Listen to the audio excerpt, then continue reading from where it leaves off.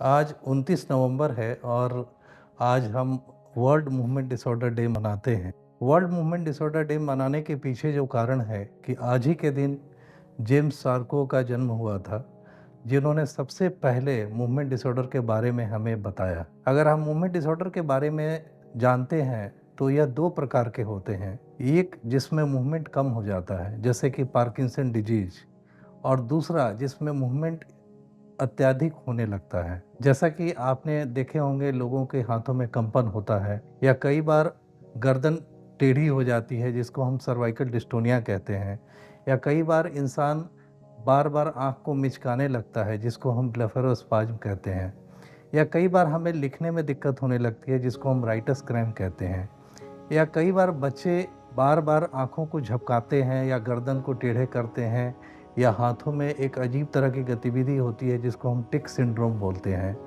या कई बार एक डांसिंग लाइक मूवमेंट होता है जिसको हम कोरिया कहते हैं। तो इस तरह से मूवमेंट डिसऑर्डर का एक बहुत बड़ा स्पेक्ट्रम है। और अगर हम क्लिनिक्स में देखें तो कम मूवमेंट जो कि पार्किंसन डिजीज़ की वजह से, और अत्यधिक मूवमेंट जो ट्रेमर और डिस्टोनिया की वजह से है, वो सबसे अधिक पाया जाता है। और वर्ल्ड मूवमेंट डिसऑर्डर डे मनाने के पीछे जो सबसे बड़ा तात्पर्य है कि हम लोगों को इसके बारे में जागरूक करें। क्योंकि होता क्या है कि मैं एक छोटा सा एग्जांपल कंपन के बारे में देना चाहूँगा कि जैसे ही लोगों को कंपन होता है और अगर वो 60 साल के या ऊपर के हैं, तो यह हम मान लेते हैं कि कंपन एक बुढ़ापे की वजह से है, जो कि बिल्कुल गलत है। और यह हो सकता है कि इंसान को पार्किंसन डिजीज हो रहा हो या कोई ऐसा कंपन हो रहा हो जिसको बड़े आसानी से ठीक किया जा सकता है।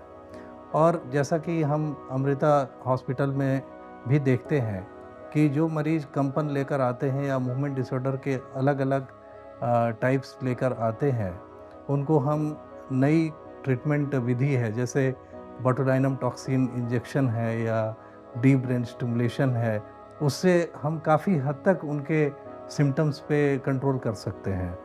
तो आज मूवमेंट डिसऑर्डर डे के दिन मैं आपको यह कहना चाहता हूँ कि अगर किसी को भी आपके फैमिली में या आस-पास मूवमेंट डिसऑर्डर है, तो उसको छुपाएँ नहीं, जाकर चिकित्सक से संपर्क करें और उसका इलाज कराएँ। धन्यवाद।